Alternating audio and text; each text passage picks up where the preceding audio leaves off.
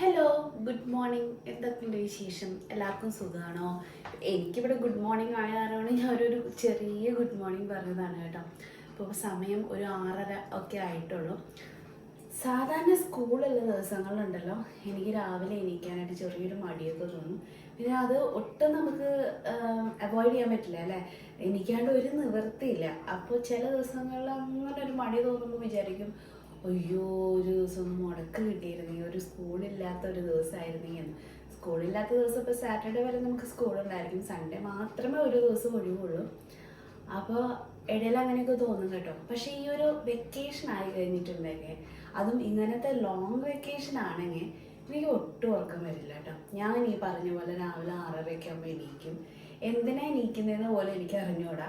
പ്രത്യേകിച്ച് എന്താ പറയുക, ധൃതി പിടിച്ചിട്ടുള്ള പണികൾക്കൊന്നും ഒരു ആവശ്യമില്ല. എന്നാൽ പോലും ഈ ഒരു സമയം ഞാൻ എനിക്ക്, നിങ്ങൾക്ക് ബാക്കിൽ വിൻഡോ കാണുമ്പോൾ മനസ്സിലാവും, നേരം വെളുത്തിട്ടുമില്ല, വെളിച്ചിട്ട് വന്ന് തുടങ്ങിയിട്ടുമില്ല കേട്ടോ. ഇരുട്ട് പിടിച്ചിട്ടാണ് നിൽക്കുന്നത്.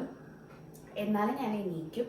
എണീറ്റ് എന്തെങ്കിലുമൊക്കെ ചെയ്യും. അതായത് ബ്രേക്ക്ഫാസ്റ്റിനുള്ള കാര്യങ്ങളൊക്കെ, ഒരു തണുപ്പൊക്കെ വിടണം. നമ്മൾ ഫ്രിഡ്ജിലൊക്കെ അല്ലേ മാവൊക്കെ അരച്ച് വയ്ക്കുന്നതും കാര്യങ്ങളൊക്കെ, അപ്പോൾ അതൊക്കെ എടുത്ത് പുറത്ത് വയ്ക്കും. പിന്നെ കുറച്ച് നേരം ഞാനിങ്ങനെ ഒരു മീ ടൈം എന്ന് പറയില്ലേ, അതേപോലെ ഇങ്ങനെ കുറച്ച് നേരം വെറുതെ എന്തെങ്കിലുമൊക്കെ ആലോചിച്ചിരിക്കും, ഫോണിൽ നോക്കും. എന്തെങ്കിലും ഈ ഭക്തിഗാനങ്ങളൊക്കെ ഇല്ലേ, അതൊക്കെ ഞാൻ വയ്ക്കും. ഞാൻ നല്ല ഉറക്കെയാണ് പാട്ട് വയ്ക്കുന്നത് കേട്ടോ.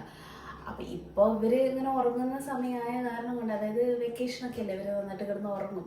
അപ്പോൾ അത് കാരണം കൊണ്ട് ഞാൻ ഒത്തിരി ഉറക്കം വയ്ക്കില്ല. എനിക്ക് കേൾക്കാൻ പാകത്തിന് മാത്രം വെച്ച് ഇതുപോലെ ചെറിയ ഇളം ചൂടുള്ള വെള്ളത്തിൽ ലെമണിൻ്റെ ജ്യൂസില്ലേ, ലെമൺ ജ്യൂസും പിന്നെ ഹണിയും തേനും കൂടി ഒഴിച്ചിട്ട് അത് കുടിക്കും ഞാൻ കേട്ടോ, രാവിലെ എല്ലാ ദിവസവും.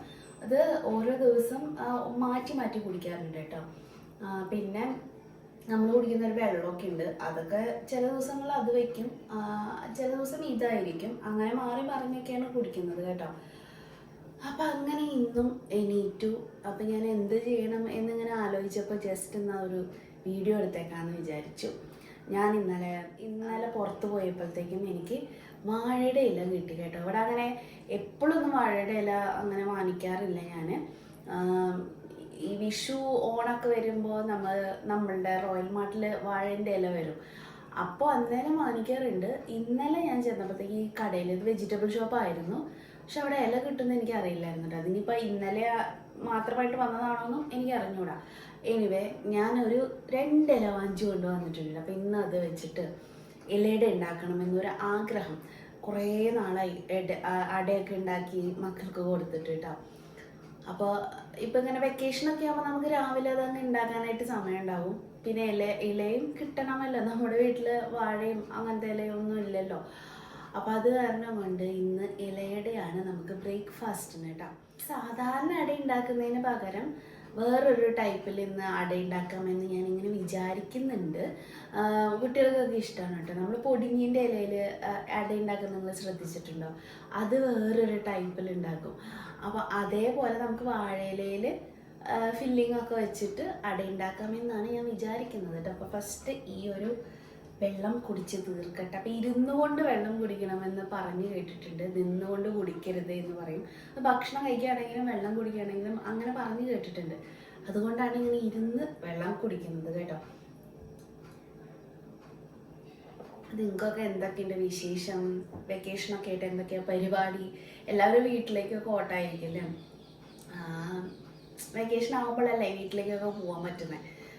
നമ്മുടെ കാര്യമൊന്നും തീരുമാനമൊന്നും ആയിട്ടില്ല. ചിലപ്പോൾ പോവും, ചിലപ്പോൾ പോവില്ല. അങ്ങനെ പോകണം എന്നുള്ളൊരു എന്തോ എനിക്ക് ഇവിടെ നിന്ന് പോകാനായിട്ട് തോന്നുന്നില്ല കേട്ടോ. ഇങ്ങനെ ചെടികളൊക്കെ ഉള്ള കാരണം കൊണ്ടേ, കഴിഞ്ഞ പ്രാവശ്യം കുറേ ചെടികളൊക്കെ ഇങ്ങനെ ഡ്രൈ ആയിട്ടൊക്കെ നമ്മൾ ശ്രദ്ധിക്കുന്ന അത്രയും വേറെ ആരും നോക്കില്ലല്ലോ. അപ്പോൾ എനിക്ക് എന്തോ ഒരു മടി ഇത്തവണ നാട്ടിലേക്ക് പോകാൻ. എന്തോ പോകണം അങ്ങനെ എനിക്കൊരു തോന്നൽ വരുന്നില്ല കേട്ടോ. അല്ലെങ്കിൽ എനിക്കിങ്ങനെ പോകണം എന്നൊക്കെ ഇങ്ങനെ തോന്നി. ഇപ്രാവശ്യം എന്തോ ഒരു പോകാനുള്ളൊരു എന്തോ ഒരു മിസ്സിങ്, വേണ്ട ഇവിടെ നിന്ന് പോകണ്ട എന്നുള്ളൊരു തോന്നൽ. പ്രത്യേകിച്ച് ശരത്തേട്ടന് ഇല്ല, എൻ്റെ കൂടെ ഇല്ലെങ്കിൽ എനിക്ക് പോകാൻ ഭയങ്കര മടിയാണ് കേട്ടോ. അവിടെ ഇങ്ങനെ ഒറ്റയ്ക്കാക്കിയിട്ട് പോകാനായിട്ട്. അതുകൊണ്ട് ഒന്നും തീരുമാനിച്ചിട്ടില്ല. നടക്കുമെങ്കിൽ നടക്കട്ടെ, അത്രേ ഉള്ളൂ. ഇനി അത് കുടിച്ചിട്ട് നമുക്ക് ബ്രേക്ക്ഫാസ്റ്റിൻ്റെ പരിപാടിയിലേക്ക് കടക്കണം. അതിന് മുന്നേ നമുക്ക് പുറമെ ഗാർഡനിലൊന്ന് പോയി നോക്കണം. കുറച്ച് ദിവസം ഇങ്ങനെ മഴയൊക്കെ ഉണ്ടായിരുന്ന കാരണം കൊണ്ട് അങ്ങനെ ചെടികളൊക്കെ നല്ല ഉഷാറായിട്ടുണ്ട്. തിരിച്ച് ആ ഒരു പച്ചപ്പും ഹരിതാപയൊക്കെ തിരിച്ച് വന്നിട്ടുണ്ട്. അവരുടെ ക്ഷീണമൊക്കെ ഒന്ന് മാറിയ പോലെയാണ് ഇപ്പം നിൽക്കുന്നത് കേട്ടോ. അപ്പോൾ അതുകൊണ്ട് ജസ്റ്റ് ഒന്ന് മേലെ പോയി ഒന്ന് നോക്കി ഒന്ന് വിസിറ്റ് ചെയ്തിട്ട് വരണം. അല്ലെങ്കിൽ എനിക്ക് ഈ കിച്ചണിൽ നിൽക്കാനായിട്ട് ഒരു സമാധാനം ഉണ്ടായിരിക്കില്ല. അപ്പോൾ നമുക്കിത് കുടിച്ചിട്ട് നമ്മുടെ ചെടിത്തോട്ടത്തിലൊന്ന് പോയിട്ട് വരാം.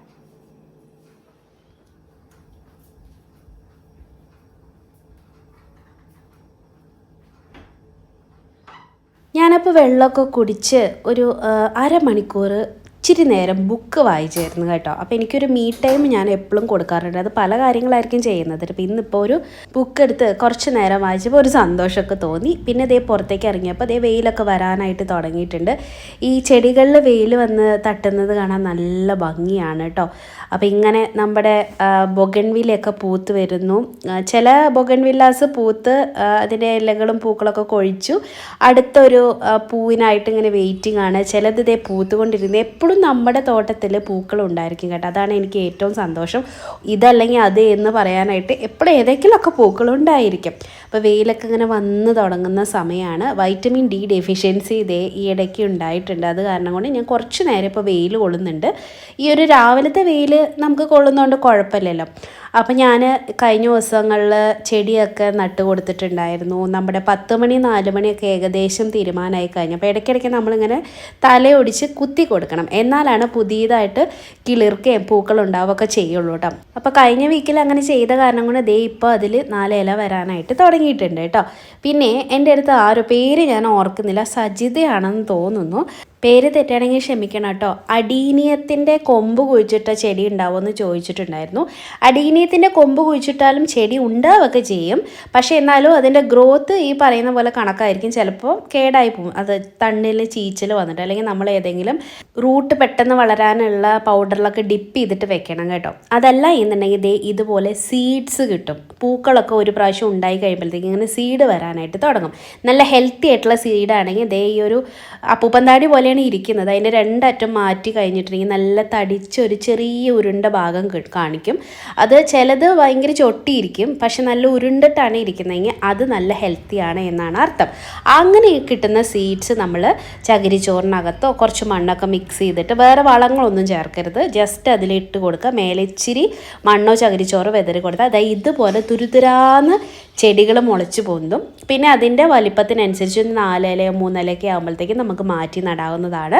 അങ്ങനെ ഓരോരോ സ്റ്റേജ് ഓരോരോ ഘട്ടത്തിൽ വളരുന്നതിനനുസരിച്ച് വലിയ വലിയ ചട്ടികളിലേക്ക് നമ്മൾ മാറ്റി കൊടുക്കണം. അതിനാണ് ഞാനിത് കാണിച്ചു തരുന്നത് കേട്ടോ, ചെറുത് തൊട്ട് വലുത് വരെ ഇരിക്കുന്നത്. അപ്പോൾ നമ്മൾ ബോൺസായി ടൈപ്പായിട്ട് വളർത്താൻ ഉദ്ദേശിക്കുന്നുണ്ടെങ്കിൽ അതിനനുസരിച്ച് നമ്മളതിനെ പ്രൂൺ ചെയ്തും വൃത്തിയിൽ അതിനെ ഒന്ന് മാറ്റിയെടുക്കണം. കാരണം അതിൻ്റെ വേരൊക്കെ തടി വയ്ക്കാനായിട്ട് തുടങ്ങും. അപ്പോൾ വേരൊരിക്കലും ആ വേരിനാണ് ഭംഗി. അപ്പോൾ അതുകൊണ്ട് അത് ഒരിക്കലും മണ്ണിനടിയിലേക്ക് പോകരുത്. പിന്നെ ഞാൻ പല കളർ ഇവിടെ ഇങ്ങനെ മുളപ്പിക്കാറുണ്ട് കേട്ടോ. അപ്പം ഞാൻ എപ്പോഴും വിത്ത് മുളപ്പിച്ചിട്ടാണ് അടീനിയത്തിൻ്റെ പുതിയ തൈകൾ ഉണ്ടാക്കിയിട്ട് എടുക്കുന്നത്. ഇതെല്ലാം അങ്ങനെ വിത്ത് മുളപ്പിച്ച് ഉണ്ടാക്കിയെടുത്തിട്ടുള്ള ചെറിയ ചെറിയ ചെടികളാണ് കേട്ടോ. ഒരു നഴ്സറി ചെന്നിട്ട് അടീനിയത്തിൻ്റെ വില നിങ്ങൾ ചോദിച്ചു നോക്കൂ, ഭയങ്കര റേറ്റ് പറയും. 650 750 ഒക്കെയാണ് ഇച്ചിരി വലിപ്പം പറഞ്ഞ ഒരു മീഡിയം സൈസുള്ള ചെടിക്കൊക്കെ വില പറയുന്നത് കേട്ടോ.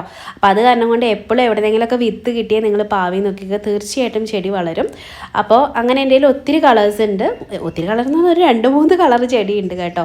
അപ്പോൾ ഞാനിതിന് DAP അല്ലെങ്കിൽ NPK ഒക്കെയാണ് വളമായിട്ട് കൊടുക്കാറുള്ളത്. ഇത് നല്ല വെയിൽ ഇഷ്ടപ്പെടുന്ന ഒരു ചെടിയാണ്. അതുകൊണ്ട് നട്ടപ്പറ വെയിലത്ത് വെച്ചാലും നന്നായിട്ട് പിടിച്ച് നന്നായിട്ട് പൂക്കളുണ്ടാവും. ഇപ്പം ഇത്തിരി പൂക്കൾ കൊഴിഞ്ഞിരിക്കുന്ന സമയമാണ്. പിന്നെ ആരെ കമൻറ്റിൽ ചോദിച്ച കാരണം കൊണ്ടാണ് ഞാൻ ഈ വീഡിയോയിൽ ഇത് ഉൾപ്പെടുത്തിയത് കേട്ടോ.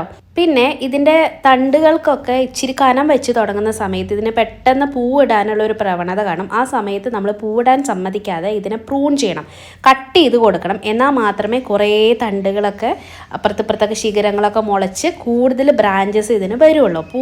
ഇടാനായിട്ട് സമ്മതിച്ചാൽ പിന്നെ ഈ ചെടി അങ്ങ് മുരടിച്ച് പോകും. നമ്മുടെ കയ്യിൽ വൈറ്റും പിങ്കും ലൈറ്റ് റോസും ഒക്കെ ആയിട്ട് 3-4 കളർ ചെടി ഉണ്ട് കേട്ടോ. ആദ്യത്തെ 2 വർഷം നിങ്ങളിങ്ങനെ പ്രൂൺ ചെയ്ത് കൊടുക്കുക. അത് കഴിയുമ്പോൾ പിന്നെ മുട്ടും പൂക്കളൊക്കെ വരുമ്പോഴത്തേക്കും അതിനങ്ങ് വിട്ടേക്കണം. പിന്നെ അങ്ങ് ചെടി നന്നായിട്ട് തഴച്ച് വളർന്നോളും. അപ്പോൾ അങ്ങനെ നമ്മുടെ ചെടീനെ പറ്റിയുള്ള കാര്യങ്ങളൊക്കെ ഡീറ്റെയിൽഡ് ആയിട്ട് പറഞ്ഞെന്ന് ഞാൻ വിശ്വസിക്കുന്നു. എന്തെങ്കിലും സംശയം ഉണ്ടെങ്കിൽ നിങ്ങൾ ചോദിച്ചാൽ മതി. അപ്പോൾ ഞാൻ ഈ ചെടിയൊക്കെ ഒന്ന് നന്നായിട്ട് നനച്ച് കൊടുത്തിട്ടുണ്ട്. മഴയുടെ വരവൊക്കെ ഇതോടുകൂടി കഴിഞ്ഞു എന്ന് തോന്നുന്നു. 2-3 പ്രാവശ്യം മഴ പെയ്തായിരുന്നു കേട്ടോ. നല്ല മഴയായിരുന്നു ആ സമയത്തൊക്കെ. അപ്പോൾ ഇനിയിപ്പോൾ സമ്മർ കൊണ്ട് പിടിച്ചിരിക്കുന്ന ഒരു സമയമാണ്. നല്ല വെയിലൊക്കെ ഉണ്ട്. എന്നാലും ചെടികൾ കണ്ടോ നല്ല ഉഷാറ്. അത് ആ മഴ കിട്ടിയതിൻ്റെ പ്രത്യേകതയാണ് കേട്ടോ. ഒരു വേനൽ മഴ ചെടികളെ ഇതുപോലെ തണുപ്പിച്ച് സുന്ദരമാക്കിയിട്ട് നിർത്തും. അപ്പോൾ ഇനി വാചകമടിയുടെ സമയം കഴിഞ്ഞ് ഇനി പാചകത്തിലേക്ക് കടക്കുകയാണ്. അപ്പം ഞാൻ അട ഉണ്ടാക്കണമെന്ന് നിങ്ങളുടെ അടുത്ത് പറഞ്ഞല്ലോ. അത് നമ്മുടെ അരിപ്പൊടി തീർന്നിട്ട് കുറേ മാസങ്ങളായി. ഒരിക്കലും നാട്ടിൽ നിന്ന് എനിക്ക് കൊണ്ടുവന്നിട്ടുള്ള സാധനങ്ങൾ കഴിഞ്ഞു പോകാറില്ല കേട്ടോ. അപ്പോഴത്തേക്കും ഒന്നല്ലെങ്കിൽ അച്ഛനമ്മയും വരും, അല്ലെങ്കിൽ ഞങ്ങൾ അങ്ങോട്ട് പോയിട്ട് വരുമ്പോൾ എടുത്തോണ്ട് വരും. അത് നമ്മൾ കുറച്ച് അധികമാണ് എപ്പോഴും വാങ്ങിച്ചുകൊണ്ട് വരുന്നത്. ഇത്തവണ നവംബറിൽ ഞാൻ പോയതാണ് അനിയൻ്റെ കല്യാണത്തിന് വേണ്ടിയിട്ട്. പക്ഷെ എന്നിരുന്നാൽ കൂടി ഞാൻ സാധനങ്ങളൊക്കെ മേടിച്ചു കൊണ്ടുവരാനായിട്ട് എനിക്ക് പറ്റിയില്ലായിരുന്നു. നമ്മളൊരു ഹറിബറിയിലാണല്ലോ ഇവിടെ നിന്ന് അങ്ങോട്ട് പോയത്. തിരിച്ചു വന്നതും അതേ തിക്കും തിരക്കോടും കൂടിയിട്ട് തന്നെയായിരുന്നു. അതായത് പിക്കുമോനെ സുഖമില്ലാണ്ടാണ് നമ്മൾ നാട്ടിലോട്ട് പോയത്. അവനെ പെട്ടെന്നൊരു എമർജൻസി സിറ്റുവേഷൻ വന്നപ്പോഴാണ് നമ്മൾ നാട്ടിലേക്ക് പോകുന്നത്. അതോടുകൂടി തന്നെയായിരുന്നു ഒരു 2 ആഴ്ചയുടെ അനിയൻ്റെ കല്യാണം വന്നത്. ഒരു 10 ദിവസത്തെ വ്യത്യാസം ഉണ്ടായിരുന്നുള്ളൂ. അപ്പൊ അങ്ങനെ കല്യാണം കഴിഞ്ഞ് തൊട്ടടുത്ത ദിവസം ഞങ്ങൾ തിരിച്ച് നാട്ടിൽ നിന്ന് ഇവിടേക്ക് വരികയും ചെയ്തു. അപ്പൊ അങ്ങനെ വന്നപ്പോഴത്തേക്കും എനിക്ക് സാധനങ്ങളൊന്നും വാങ്ങിച്ചുകൊണ്ട് വരാനായിട്ടുള്ള ഒരു ഗ്യാപ്പ് കിട്ടിയില്ലായിരുന്നു കേട്ടോ. പിന്നെ അങ്ങനത്തെ ഒരു സിറ്റുവേഷനിലല്ലായിരുന്നു നമ്മൾ ആ സമയത്ത് കടന്നു പോയിക്കൊണ്ടിരുന്നത്. അനിയൻ്റെ കല്യാണത്തിനാണ് കുറച്ചൊരു സന്തോഷം ഇതൊക്കെ തിരിച്ചു വന്നത്. പക്ഷെ അത് കഴിഞ്ഞോടുകൂടി നമ്മൾ തിരിച്ചു പോരുകയും ചെയ്തു പെട്ടെന്ന്. അപ്പൊ എനിക്കൊന്നും വാങ്ങിച്ചുകൊണ്ട് വരാനായിട്ട് പറ്റിയില്ല. ഇപ്പം എന്തുണ്ടായെന്ന് വെച്ചാൽ എൻ്റെ അരിപ്പൊടി എല്ലാം തീർന്നു. അതായത് പത്തിരിപ്പൊടി ഉണ്ടാവില്ല, നമ്മള് പുട്ടുപൊടിയും പിന്നെ വറുത്ത അരിപ്പൊടി എല്ലാം ഞാൻ നാട്ടിൽ നിന്ന് അമ്മയാണ് എനിക്ക് തന്നയക്കുന്നത് കേട്ടോ. അതെല്ലാം തീർന്നു പോയി. അപ്പം ഞാനിപ്പോൾ അതേ ഒരു പാക്കറ്റ് അരിപ്പൊടി വാങ്ങിച്ചിട്ടുണ്ട്. ഇത് പത്തിരിപ്പൊടി എന്നുള്ള പേരിൽ ഇങ്ങനെ പാക്കറ്റ് കണ്ടത്. ഞാൻ പൊൻകതിറിൻ്റെയാണ് തപ്പിപ്പോയത്. പക്ഷെ എനിക്കത് കിട്ടിയില്ല. പുട്ടുപൊടിയൊക്കെ ഇരിപ്പുണ്ടായിരുന്നു, ഈ പൊടി എനിക്കത് കിട്ടിയില്ല. അപ്പം ഞാൻ ഏതോ ഒരു കമ്പനീനെ വാങ്ങിക്കുകയാണ് ചെയ്തത് കേട്ടോ. ഏതാണെന്ന് ഓർമ്മയില്ല, കുറച്ച് ദിവസമായി വാങ്ങിച്ചിട്ട്. അപ്പോൾ ഇത് വെച്ചിട്ടാണ് നമ്മൾ ഇന്ന് അട ഉണ്ടാക്കാനായിട്ട് പോകുന്നത്. എന്താണെങ്കിലും നമ്മുടെ അടപ്പരിപാടിയിലേക്ക് കാണാം. പിന്നെ ഇവിടുത്തെ ശർക്കര കണ്ടിട്ടുണ്ടോ നിങ്ങൾ? മീൻസ് കണ്ടോ, ഇങ്ങനെ ഒരൊറ്റ ഏറ് കൊടുക്കാൻ പറ്റുന്ന തരത്തിലാണ് എനിക്ക് ഇപ്രാവശ്യം ഈ ബെല്ലം അല്ലേ, വെല്ലം എന്നൊക്കെ പറയില്ല, നമ്മൾ ബെല്ലം എന്നാ പറയുന്നത് കേട്ടോ. ആ ബെല്ലം അല്ല, ഇത് ശർക്കരയുടെ ഉണ്ടയാണ്. വെല്ലം ഇങ്ങനെ അച്ചായിട്ടല്ലേ വരുന്നത്, ഇത് അങ്ങനെയല്ല കേട്ടോ. ഇതിങ്ങനെ ഒരു ഉണ്ട പോലെയാണ് വന്നത്. ഇതിങ്ങനെ നമ്മളിങ്ങനെ കത്തി വെച്ചിട്ട് ഇങ്ങനെ ചീകി എടുക്കണം, അങ്ങനത്തെ ഒരു സംഭവമാണ് കേട്ടോ. ഇതുകൊണ്ടാണ് ഞാൻ ഉണ്ടാക്കുന്നത്. കളർ കുറച്ച് ഡാർക്ക് ആവാറുണ്ട്. ഓക്കെയാണ്. ഇതിന്റെ മധുരം കാര്യങ്ങളൊക്കെ നല്ലതാണ് കേട്ടോ. അപ്പൊ ഇതാണ് ഞാനിത് തീർക്കാൻ വേണ്ടിയിട്ടാണ് ഇത് എടുക്കുന്നത്. അല്ലെങ്കിൽ വെല്ലം വൈറ്റ് കളറിൽ എൻ്റെ കയ്യിൽ ഇരിപ്പുണ്ട്, അത് എടുക്കാഞ്ഞിട്ടാണ്. ഇതങ്ങ് തീർന്നോട്ടെ എന്ന് വിചാരിച്ചിട്ടാണ് കേട്ടോ. നമുക്ക് അട ഉണ്ടാക്കി തുടങ്ങിയാലോ? അരിപ്പൊടിക്ക് അങ്ങനെ പ്രത്യേകം കണക്കൊന്നുമില്ല. എൻ്റെ ഒരു ഊഹം വെച്ചാണ് ഞാൻ എപ്പോഴും പൊടി ഇങ്ങനെ അളന്നെടുക്കുന്നത് കേട്ടോ. കുറച്ച് ഉപ്പിട്ട് കൊടുത്തിട്ടുണ്ട്. ഉപ്പും പൊടിയൊക്കെ ആയിട്ട് നല്ലപോലെ മിക്സ് ചെയ്യുക, അല്ലെങ്കിൽ ചില ഭാഗങ്ങളിൽ ഉപ്പ് കടിക്കും കേട്ടോ. ഇനി നല്ല ചൂട് വെള്ളം അങ്ങ് ഒഴിച്ച് കൊടുത്ത് കുഴച്ചെടുക്കണം. അപ്പോൾ ശർക്കര ചീവിയെടുത്തു, ഇല കഴുകി കൊണ്ടുവച്ചു, നമ്മുടെ മാവ് ദേ കുഴച്ച് വെച്ചിട്ടുണ്ട്. ഇനി ശർക്കരയും തേങ്ങ എടുത്തിട്ടുണ്ട് കേട്ടോ, തേങ്ങ ചെറുകിയത്. ഏലക്ക പൗഡർ കുറച്ച് ഞാൻ ചേർത്തിട്ടുണ്ട് കേട്ടോ. അപ്പോൾ ഇത്രയും ഐറ്റംസാണ് നമ്മുടെ ഫില്ലിങ്ങിലേക്ക് വെച്ചിരിക്കുന്നത്. ഇനി ഒരു സ്പെഷ്യൽ ഐറ്റം ചേർത്ത് കാണിക്കട്ടെ. സ്പെഷ്യൽ ഇൻഗ്രീഡിയൻറ്റ് വന്നിട്ട് നമ്മുടെ പഴമാണ് കേട്ടോ. ചെറിയ പഴം ഉണ്ടാവില്ലേ, അല്ലെങ്കിൽ റോബസ്റ്റ പഴം ആയാലും മതി. നേന്ത്രപ്പഴം വേണ്ട, നേന്ത്രപ്പഴം ചേർക്കണവർക്ക് ചേർക്കാം. പതരിപ്പുള്ളെന്ന് വെച്ചാൽ എന്ത് ചെയ്യാൻ പറ്റും, പഴത്തിൻ്റെ ടേസ്റ്റ് കിട്ടണം എന്നേ ഉള്ളൂ. അപ്പം ഞാനിതിൽ റോബസ്റ്റ പഴമാണ് ചേർത്തിരിക്കുന്നത് കേട്ടോ. നല്ല മധുരമുള്ള റോബസ്റ്റ പഴമാണ്. അപ്പം ഇതൊരു തരത്തിൽ നമുക്ക് ഫില്ലിംഗ് ആയിട്ട് യൂസ് ചെയ്യാം.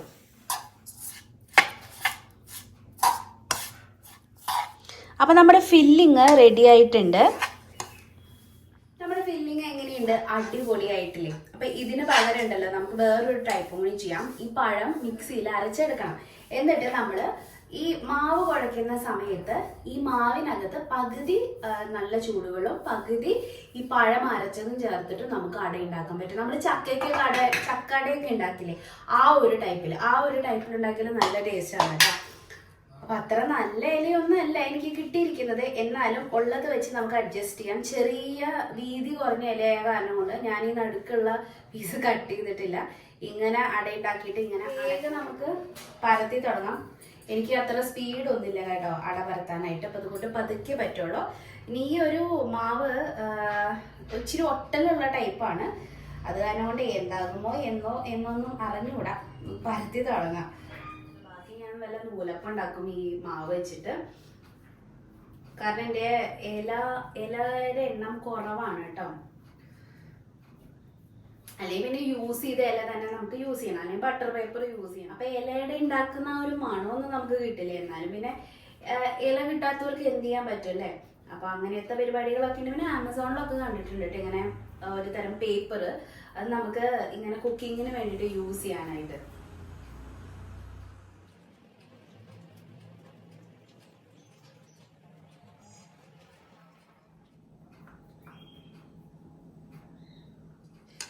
ഇതിന് നല്ല ഒട്ടലുണ്ടായിരുന്നു. ഞാൻ കുറച്ച് കഷ്ടപ്പെട്ടിട്ടാണ് ഇതങ്ങ് പരത്തിയെടുത്തത് കേട്ടോ. ഞാൻ ഫില്ലിങ് വെച്ച് കൊടുക്കുകയാണ്. ഫില്ലിങ് ഇച്ചിരി അധികമായി പോയെന്ന് തോന്നുന്നു.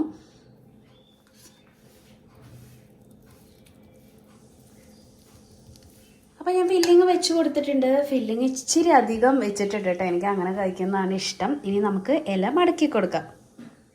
അതിനിടയ്ക്ക് ശരത്തൂട്ടം വന്നതേ എന്നെ അടയുണ്ടാക്കാനായിട്ട് ഹെൽപ്പ് ചെയ്യുന്നതാണ് ഈ കാണുന്നത് കേട്ടോ. തന്നെ എത്ര നേരം എന്ന് വെച്ചിട്ട് ചെയ്യുന്നതെന്നൊക്കെ പറഞ്ഞിട്ട് ഞാൻ ഈ മാവിന് ഒട്ടലുണ്ടെന്ന് പറഞ്ഞപ്പോൾ വിശ്വസിച്ചില്ല കേട്ടോ. പെട്ടെന്ന് ഞാൻ ഉണ്ടാക്കി തരാം എന്നൊക്കെ പറഞ്ഞ് ചെയ്തതാണ് ഈ കാണുന്നത്. നിങ്ങൾ കണ്ടോ ആ കാഴ്ച?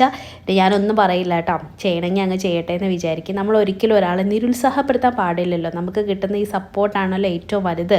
ഇങ്ങനെയുള്ള രാവിലെകളൊക്കെ എനിക്ക് ഒരുപാട് ഇഷ്ടമാണ്, എനിക്ക് ഏറ്റവും പ്രിയപ്പെട്ടതുമാണ്. അങ്ങനെ നമ്മുടെ ഇലയുടെയെ വേവിച്ച് എടുത്തിട്ടുണ്ട്. നല്ല ആവിയിൽ പറക്കുന്ന നല്ല അടിപൊളി ഇലയുടെ ആയിരുന്നു. നല്ല ടേസ്റ്റും ഉണ്ടായിരുന്നു. അപ്പോൾ 4 ഭാഗം ഇങ്ങനെ കട്ട് ചെയ്ത് കഴിക്കാൻ കൊതിയായിട്ട് ശരത്തേട്ടൻ തന്നെയാണ് ഇങ്ങനെ ആക്കിയെടുത്തത് കേട്ടോ. പെട്ടെന്ന് ചൂടോടുകൂടി കഴിക്കാനായിട്ട് പറ്റില്ലല്ലോ. അപ്പോൾ ഇന്നത്തെ കുഞ്ഞു വ്ളോഗ് നിങ്ങൾക്ക് എല്ലാവർക്കും ഇഷ്ടപ്പെട്ടെന്ന് കരുതുന്നു. അടുത്ത വ്ളോഗിൽ നമുക്ക് വീണ്ടും കാണാം. അതുവരയ്ക്കും നന്ദി, നമസ്കാരം.